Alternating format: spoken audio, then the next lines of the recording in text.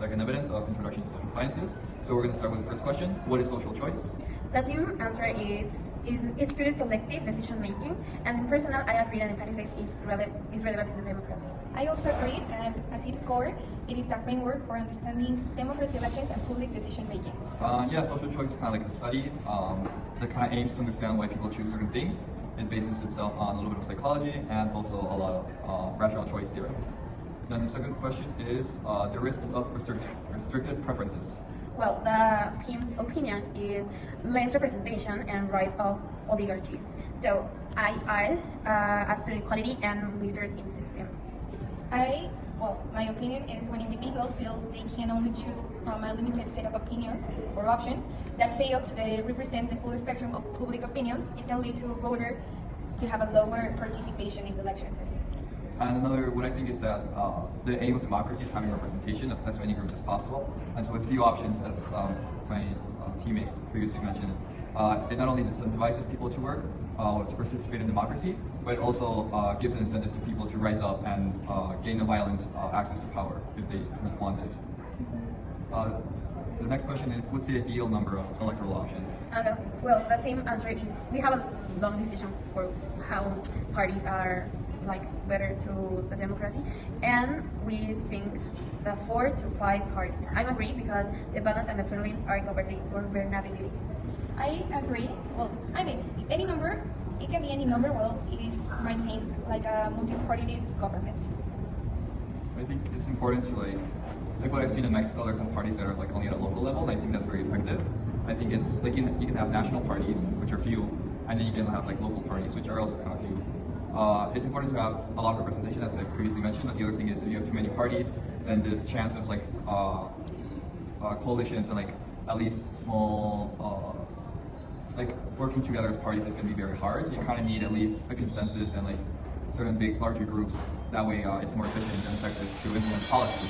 So it's important to have a decent number of parties. I think above 10 is a little bit too much, but below, for example, 5, it's somewhat too little. So it's important to have a certain group. You kind of want a lot of representation, but in order to have an effective government, you need a certain consensus and not necessarily an absolute majority, but certainly you need bigger groups that are more effective at implementing policy. And that's between 5 and 10 political parties. Then the next question is, was there strategic behavior in the 2018 elections? Well, the team's answer is yes, alliances among parties were evident. And I think the highest voters adapted to political shifts. I also think that this shows how voters often prioritize defeating a disliked party over expressing their true preferences.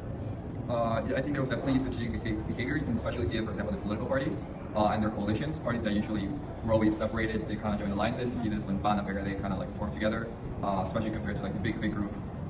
Morena was gaining, and Morena gained support, for example, from PT, which usually was Verde. Another interesting thing to look at is that several groups started to bring in outsiders. For example, PRI with Meade, he was kind of considered a political outsider, and especially Ang was an interesting case to look at, because even though he doesn't act too much as a politician, some people could consider him a political outsider. He's definitely been in politics throughout his whole career, so he's definitely a political insider, but a lot of times he acts like a political outsider. In 2018, we achieved third voter arguments, but I think reflects collective response to the systemic challenge.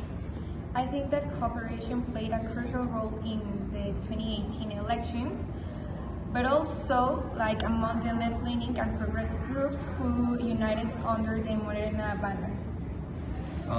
As I previously mentioned, and I just mentioned, some parties kind of had a lot of movement. I wouldn't consider it necessarily cooperation, but more strategic alignment. But definitely, if you just look at it, cooperation.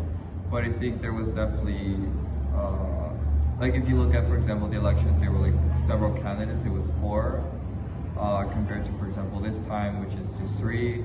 And so you definitely see kind of more. The groups are becoming smaller and smaller over time, and so it's more likely that.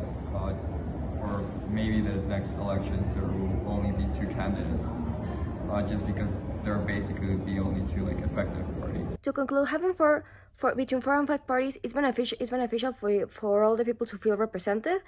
And in the 2018 elections, you could see how the people were disliked with their ruling party at the moment, and that's why the other party won.